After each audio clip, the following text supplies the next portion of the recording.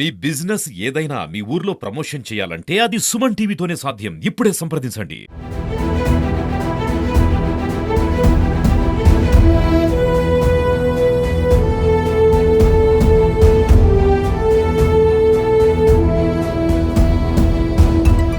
తిరుమల శ్రీవారి ఆలయాన్ని మూసివేయనున్నారు.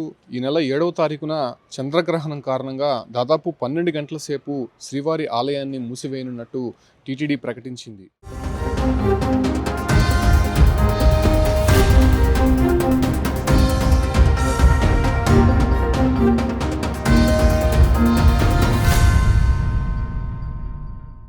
అయితే ఇప్పటికే గ్రహణ సమయాల్లో అనేక ఆలయాలు కూడా మూతపడేటువంటి అవకాశం కనిపిస్తోంది. అయితే ప్రధానంగా శ్రీవారి ఆలయానికి సంబంధించి ప్రతిరోజు కూడా లక్షలాది మంది భక్తులు వచ్చేటువంటి అవకాశం ఉండడంతో ముందస్తుగా టీటీడీ భక్తులకి సమాచారం ఇస్తోంది.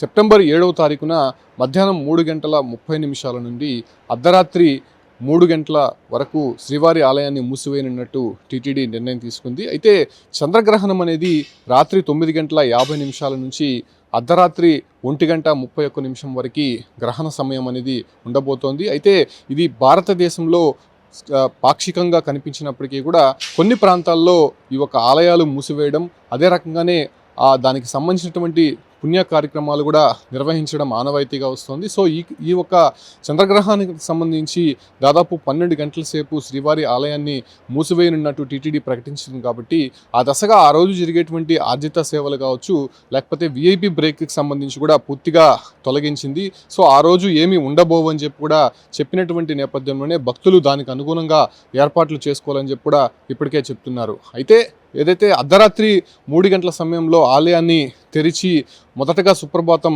నిర్వహిస్తారో, ఆ తర్వాత శుద్ధి, అదే రకంగానే పుణ్యవచనం చేసిన తర్వాత ఏదైతే శ్రీవారి ఆలయంలో ఉదయం పూట జరిగేటువంటి ఆర్జిత సేవలు అంటే స్వామివారికి జరిగేటువంటి తోమాల సేవ, అదే రకంగానే కొలువు, పంచాంగ శ్రవణం, అర్చన ఇవన్నీ కూడా భక్తులు లేకుండా ఏకాంతంగా నిర్వహించేందుకు టీటీడీ నిర్ణయం తీసుకుంది.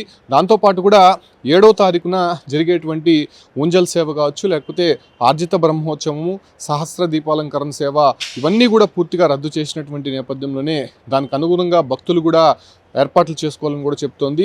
ఏదైతే ఆ రోజు విఐపి బ్రేక్ కావచ్చు, లేకపోతే శ్రీవాణి టికెట్లు పొందినటువంటి భక్తులకి దానికి తదుపరి ఒక ఆల్టర్నేట్ ఆప్షన్ కూడా టీటీడీ తీసుకురాబోతోంది.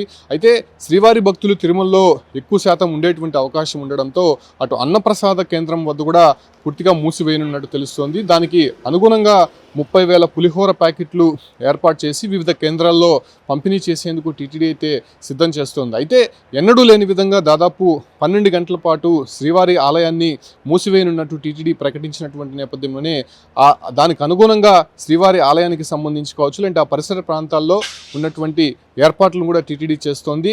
దాంతోపాటు కూడా టీటీడీ అనుబంధంగా ఉన్నటువంటి ప్రధానమైనటువంటి ఆలయాలు కూడా మూతపడేటువంటి అవకాశం కనిపిస్తోంది. సో చంద్రగ్రహణం, సూర్యగ్రహణం కారణంగా హిందూ దేవాలయాలు మూతపడేటువంటి సందర్భాలు మనం అనేకం చూసాం. కాకపోతే ఈసారి ఈ నెలలో 2వ చంద్రగ్రహణం అనేది రాబోతోంది. సో ఈ కారణంగా భారతదేశంలో ఇది స్పష్టంగా కనిపించేటువంటి అవకాశం ఉంది కాబట్టి, ఆ ప్రభావం ఉంది కాబట్టి ఖచ్చితంగా దీనికి ఆగమ పండితులు కావచ్చు, లేదంటే అక్కడ ఉన్నటువంటి ఆలయ అర్చకులు